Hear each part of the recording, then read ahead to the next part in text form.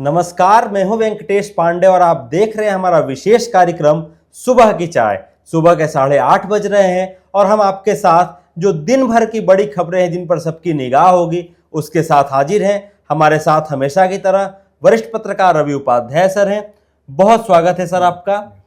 आज सुबह सुबह जो अखबारों की हेडलाइन है, बाकी हेडलाइंस है, वो बीते दिन की कई खबरें हैं जिन्होंने आज सुर्खियां बटोरी। आज दिन भर भी उस पर डेवलपमेंट होगा। पहला हम जब शुरुआत करते हैं, आरसीपी सिंह ने प्रशांत किशोर का दामन थाम लिया है और ये बिहार चुनाव से पहले एक बहुत अहम बदलाव बिहार की राजनीति के लिए माना जा रहा है। देखिए, आरसीपी सिंह रामचंद्र प्रसाद सिंह जो कभी मुख्यमंत्री नीतीश कुमार जदयू के राष्ट्रीय अध्यक्ष के काफ़ी विश्वसनीय थे और वही एक तरीके से कहा जाए तो जो भी सरकारी निर्णय फैसला संगठन को लेकर के तो वह किया करते थे। और आपने देखा कि 2024 में उन्होंने अपनी एक अलग पार्टी बनाई थी, वो आशा नाम से। तो वो आज बीते दिन आपको वह प्रशांत किशोर की पार्टी जन सुराज में विधिवत रूप से शामिल हो गए। शामिल ही नहीं हुए, पार्टी का विलय कर दिए। हाँ। विलय कर दिया। तो इस बात को समझना पड़ेगा कि आरसीपी सिंह की आवश्यकता प्रशांत किशोर को क्यों। कभी नीतीश कुमार के बहुत करीबी रहे हैं वो। देखिए, प्रशांत किशोर भी जो है सो नीतीश कुमार के करीबी रहे। वो भी नंबर 2 का, मतलब दो करीबी एक साथ आ गए। हाँ, वही कह रहे हैं कि नंबर 2 का ओहदा प्रशांत किशोर भी रखते थे। वो पार्टी के जेडीयू के राष्ट्रीय उपाध्यक्ष थे और 2015 का बिहार विधानसभा का चुनाव आरसीपी सिंह और प्रशांत किशोर ने मिलकर के नीतीश कुमार को मजबूती प्रदान की थी। हाँ, तो ये एक बात है। अब देखिए, कहीं ना कहीं लेकिन आरसीपी सिंह और प्रशांत किशोर ये दोनों ही मुख्यमंत्री के बाएं दाएं रहने वाले लोग थे। लेकिन कुछ न कुछ कारणों से जो राजनीतिक देखिए महत्वाकांक्षाएं होती हैं उसी को लेकर के फिर इन लोगों में थोड़ी सी दूरी बढ़ी। और आपने देखा कि प्रशांत किशोर छोड़ के चले गए, पार्टी से छोड़ दिया, पार्टी से चले आए, निकल गए। और आरसीपी सिंह राष्ट्रीय अध्यक्ष हो गए थे जेडीयू के। उसके बाद से वह राज्यसभा में भी रहे। उसके बाद नरेंद्र मोदी कैबिनेट में मिनिस्टर बने। उसके बाद उन्होंने एक व्यक्ति एक पद के सिद्धांत के तहत वह राष्ट्रीय अध्यक्ष पद छोड़े। और उसी को लेकर के जब केंद्र में नरेंद्र मोदी कैबिनेट में मिनिस्टर बने, उसी समय से देखिए पार्टी के अंदर, जेडीयू के अंदर विवाद पनपने लगा। कुछ लोगों का कहना था कि without consent of Nitish Kumar, कहने का मतलब नीतीश कुमार से बगैर जानकारी के, बगैर इसके वह नरेंद्र मोदी कैबिनेट में वह अपने से वो स्थान ग्रहण कर लिया, क्योंकि उस समय वो राष्ट्रीय अध्यक्ष हुआ करते थे। उस हैसियत से उन्होंने तो यह सब तरह तरह की बातें कही जा रही हैं। लेकिन अब आप समझ लीजिए प्रशांत किशोर को जरूरत क्यों पड़ी, जो कि जनता व्यूअर्स लाइव सिटीज की जानना चाह रहे हैं। प्रशांत किशोर का हस्ताक्षर अभियान चल रहा था। पहलगांव की घटना पर हम थोड़ा सा आते हैं। पहलगांव में जो बीते दिन जो घटना हुई, वो आतंकवादियों ने जो निरीह प्राणियों के साथ दुर्दांत तरीके से गोलीबारी करके हत्या कर दी। तो वो पहलगांव की घटना के बाद जो भारत और पाकिस्तान के बीच में जो तनाव बढ़ा, इसको लेकर के प्रशांत किशोर की पार्टी जो हस्ताक्षर अभियान चला रही थी जनसुराज, वह बिहार शरीफ से ही उसका ये शुरू होना था। तो वो उसको तत्काल इन सब घटनाओं को देखते हुए स्थगित कर दिया गया। ये एक बड़ी बात। लेकिन ये तो देखिए बहाना और निशाना, राजनीति में ये सब होता रहता है, जो हम देख और समझ पा रहे हैं, जिसको डिकोड कर पा रहे हैं। तो पॉलिटिकल गलियारों में चर्चा है। तो ये ये आपको प्रशांत किशोर को यह बिहार शरीफ में, नालंदा में, नीतीश कुमार के गृह जिला में उनके ही समाज के और उनके ही माने समाज के स्वजातीय कह लीजिए, जो कह लीजिए, और बड़े चेहरे की तलाश थी। और वह चेहरा आपको आरसीपी सिंह मिल गए उनको। तो इसलिए आपने देखा कि आरसीपी सिंह की बीते दिन ज्वाइनिंग हुई जनसुराज में, और फिर से प्रशांत किशोर जो है सो नालंदा पहुंच गया। और पूरा दिन जो है, बीते दिन पूरे दिन एकदम नालंदा में गहमा गहमी रही। मतलब तमाम कैमरे, तमाम लोग एकदम वहीं टिके थे कि प्रशांत किशोर क्या जो मुख्यमंत्री का गांव है, पैतृक गांव है, क्या वहां पहुंच पाएंगे। और स्थितियां तो ऐसे निकल कर आ रही थी कि मानो गांव नहीं हो, एकड़ मार्ग का आवास हो। देखिए वही कह रहे हैं, मुख्यमंत्री का वह नालंदा का गृह जिला कल्याण बिगहा, हम्म। तो कल्याण बिगहा देखिए सब जगह से वो नालंदा में प्रवेश कर गए, सब जगह घूमते चले गए प्रशांत किशोर अपने कार्यकर्ताओं साथियों के साथ, लेकिन जब ही कल्याण बिगहा के एंट्री पॉइंट पर पहुंचे वहां उनको एडमिनिस्ट्रेशन ने रोक दिया। एसडीओ तमाम, एसपी, डीएसपी तमाम पुलिस महकमा, वहां जिला प्रशासन लगा रहा और वह यहां तक प्रशांत किशोर आग्रह विनती करते रहे कि हम अकेले चले जाएंगे, कोई नहीं जाएगा, लेकिन बावजूद इसके उनको नहीं जाने गया। देखिए 3 पॉइंट पर वह काम कर रहे हैं कि भ्रष्टाचार और जो 2 लाख रुपए देने की बात और 3 डिसमिल जमीन 2008 का ही वो जिक्र कर रहे हैं कि 2008 में नीतीश कुमार ने कहा था। तो ये किसी को मिला है कि नहीं, यही जानकारी लेने के लिए तमाम जगह से वो नालंदा जिले में घूमते चले आए। सब जगह से उनको जो उम्मीद थी, जो लोग कह रहे थे कि नहीं तो नहीं, ना होता हुआ भ्रष्टाचार पर सबको कौन नहीं कहेगा कि भ्रष्टाचार हो रहा है कि नहीं हो रहा है, यह देखने वाली बात है।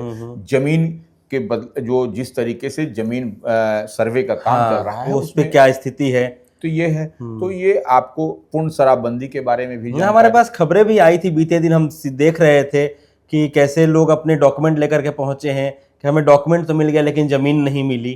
तो बाकायदा उनसे लोग मिल रहे थे और अपनी फरियाद सुना रहे थे। और दलित लोगों को जो 3 डिसमिल जमीन देने की बात नीतीश सरकार ने कमिटमेंट की थी वह भी नहीं मिला। तो यही सबको जानने के लिए वह कल्याण बिगहा नीतीश कुमार के गृह जिला पैतृक गांव जाना चाह रहे थे, बावजूद एडमिनिस्ट्रेशन ने उनको अलाउ नहीं किया, परमिशन नहीं दिया। तो ये तो कन्फ्रंट्रेशन की स्थिति वहां पर बहुत तनाव बना रहा। हालांकि बाद में फिर वह बिहार शरीफ, हमारी सहयोगी बता रही थी कि वो बिहार शरीफ जाएंगे। बिल्कुल, तो वो फिर कार्यक्रम बिहार शरीफ में उनका हुआ कि बिहार शरीफ में करेंगे। लेकिन ये एक नया ट्रेंड बिहार में दिखाई पड़ रहा है। ये देखिए प्रशांत किशोर को कल्याण बिगहा जाने से रोका गया। आपने देखा राहुल गांधी को बीते दिन रोका गया था। लोकसभा में नेता प्रतिपक्ष हैं राहुल गांधी, उनको दरभंगा में जिस तरीके से वहां पर भी उनको रोका गया। यहाँ पर जब महात्मा फूले की जब पिक्चर देख रहे थे, वह पिक्चर में भी पास होल्डर जो कांग्रेस के कार्यकर्ता थे उनको भी अंदर नहीं जाने दिया। ये कहीं ना कहीं यह एक नया स्वरूप, नया बिहार बनता हुआ दिखाई पड़ रहा है। ऐसा तो पहले कभी नहीं देखा गया था, जो कि हाल के दिनों में देखा जा रहा है।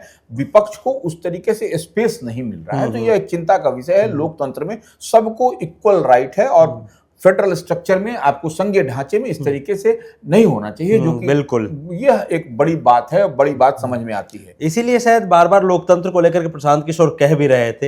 हालांकि प्रशांत किशोर की पार्टी से भी एक खबर और निकल के आ रही है। उनके अध्यक्ष, अभी तक कार्यकारी अध्यक्ष का जिक्र हो रहा था, अध्यक्ष उनकी पार्टी को मिलने वाला है। देखिए ऐसा है कि प्रदेश में उन्होंने प्रदेश कार्यकारी अध्यक्ष बनाया है, अच्छा, जनसुराज का।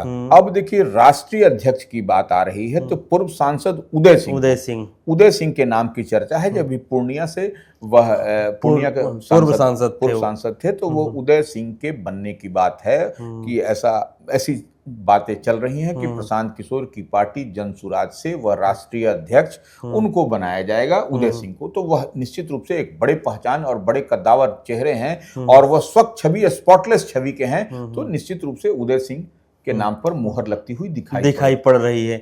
बढ़ते हैं अगली खबर की तरफ। जो पथ निर्माण मंत्री हैं वो जाएंगे और जो सड़क बन रही है उसका वो देखेंगे, वहाँ किस तरह से काम किया जा रहा है। क्या है पूरी खबर? देखिए नितिन नवीन है पथ निर्माण मंत्री, वह विदुपुर कच्ची दरगाह से विदुपुर तक निर्माणाधीन जो गंगा नदी के ऊपर जो 6 लेन बन रहा है, उसी को काम को जायजा लेने के लिए आज वह जाएंगे। आज वह जाकर के मुआयना करेंगे कि यह 6 लेन का जो निर्माण हो रहा है गंगा नदी के ऊपर में, वह किस तरीके का है और कैसा up to the mark. Nitin नवीन काफी सक्रिय दिखते भी हैं। बीते दिनों भी हमने देखा था जब जो जेपी पथ बना हुआ है, जो मरीन ड्राइव है, उस पे जब दरार की खबरें आई थी तो सीधा पहुंच गए थे वहां और पूरा खुद ही वो जायजा ले रहे थे। बिल्कुल, तो ये देखिए, ये रिव्यू कर रहे हैं, देख रहे हैं, समीक्षा कर रहे हैं कि क्या है, कैसी स्थिति है, क्या। तो वही स्थिति को देखने के लिए आज वो जाएंगे। दिन के 10 बजे का समय तय किया गया है। तो ऐसे में नितिन नवीन देखेंगे 6 लेन। और देखिए डेवलपमेंट के नाम पर निश्चित रूप से एनडीए गवर्नमेंट जो बिहार की है, डबल इंजन की सरकार कही जाती है, तो वह उस दिशा में लगातार काम भी कर रही है। पिछले 24 घंटे में जो पुलिस है उसको भी बड़ी सफलता मिली है। 88 लोगों पर वारंट जारी किया, 88 वारंट जारी किए गए।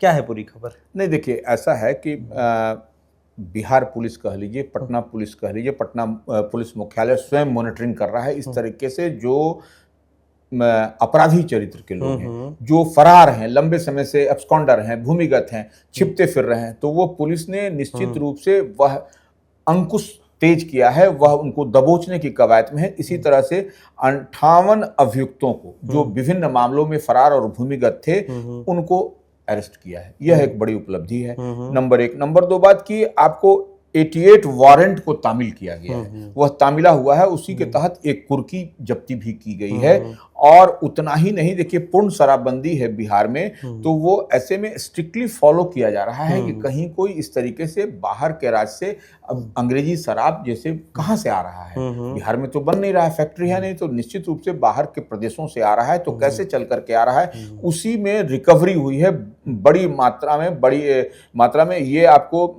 2638.12 मतलब 2638.12 लीटर शराब जो है सो अवैध शराब की बरामदगी हुई है। और इसी में वाहन भी पकड़े गए हैं, छोटे और बड़े वाहन। हाँ, तो यह इस सब को भी जब्त किया गया है। तो यह एक बड़ी कार्रवाई निश्चित रूप से समाज में आपको अच्छा है, बेहतर है। इस तरीके से अपराधी चरित्र के लोगों पर सरकार को, पुलिस को काम करना चाहिए, तभी शांतिपूर्ण माहौल और तभी आपको सुशासन की बात जो नीतीश कुमार के बारे में कही जाती है वही होता हुआ दिखाई पड़ेगा।